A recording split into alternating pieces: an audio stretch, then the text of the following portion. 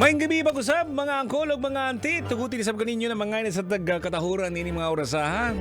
Good evening po mga kabisyo! Ayan, welcome once again sa ating programang Totoy na Love. Ako po si Totoy Bato.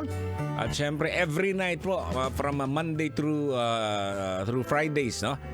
Ang ating pinag-uusapan lagi ay yung mga karanasan po, yung mga nakalipas po, yung mga happenings po natin nung dati, nung nakaraan. Ayan, magandang namnamin po mga kabisyo, no?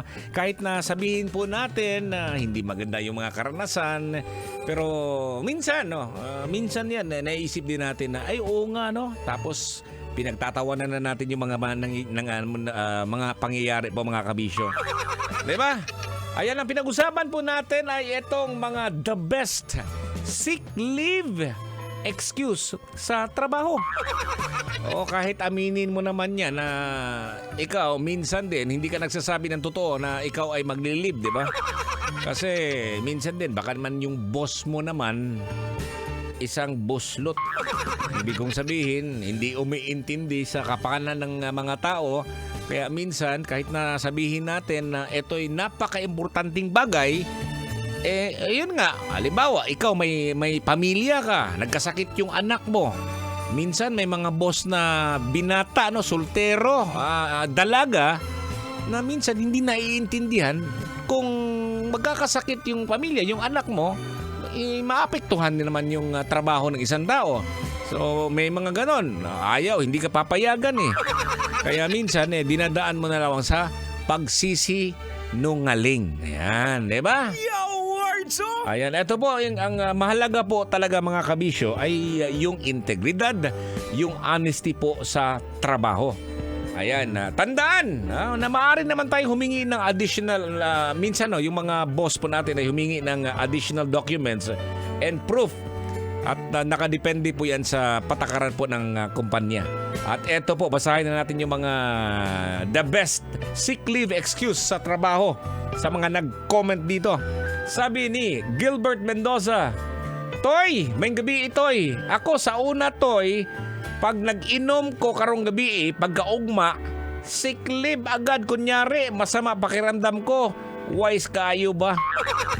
Alam mo, Gilbert, wala na yan. Basang-basa na yung rason mo. Sabi ni Eddie Handok, Boss, magpa-file ako sick leave.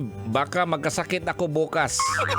Yeah, words to yo. Basic talaga. Kailangan ng pabang i-memorize yan. Yeah, words.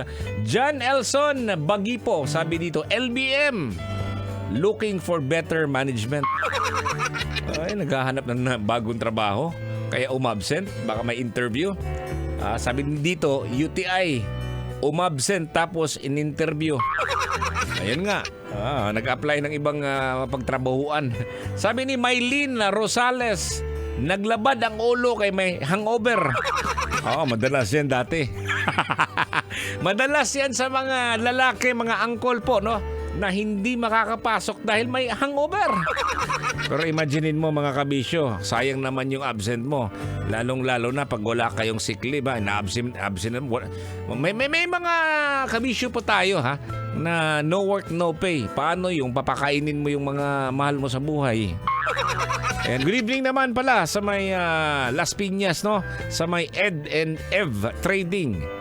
Si Edwin, Noel, Jess, Baby Love, si Jeff, at ang mekaniko na si Roland.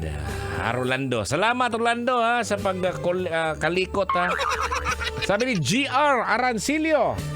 Sabi dito, pili na lag ako sa comment para maidahilan ko bukas. Absent ako bukas. Sabi ni Jobert Vertodazo, good evening. Pinaka-effective talaga na rason pag nag-leave ako ay LBM at sakit ang ngipin. Shout out sa lahat ng Bulacan Overdrive, lalong-lalo na ni Yorme Rodjun Gabatino. Ayan, Merlin Bardahe, may sakit ang anak kaya leave muna. Yan. Kaya nga sabi ko nga mga kabisyo, mas maganda na siguro meron kayong open communication po sa boss mo para kahit pa paano is mailahan mo yung totoo.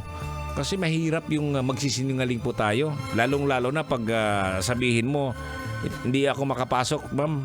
Sir, bakit? Namatay yung lolo ko. Buhay na buhay yung lolo mo eh. Imo na siyang pakamat yun. Pambihira.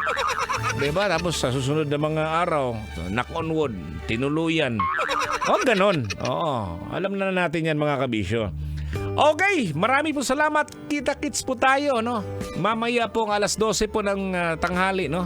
February 28 hanggang 3 p.m. para sa ating Feel Good Drive-Thru. Ayan, sa Star City parking area. Ayan. Agahan nyo lang, ha? Huwag na ngayon. Wala pang tao doon. Baka makakasama mo doon, sigbin. O kaya kaskas. O kaya aswang.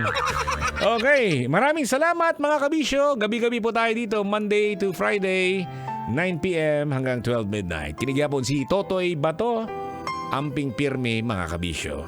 Bye. Kailangan pa bang i-memorize yan? Love Radio. Basic!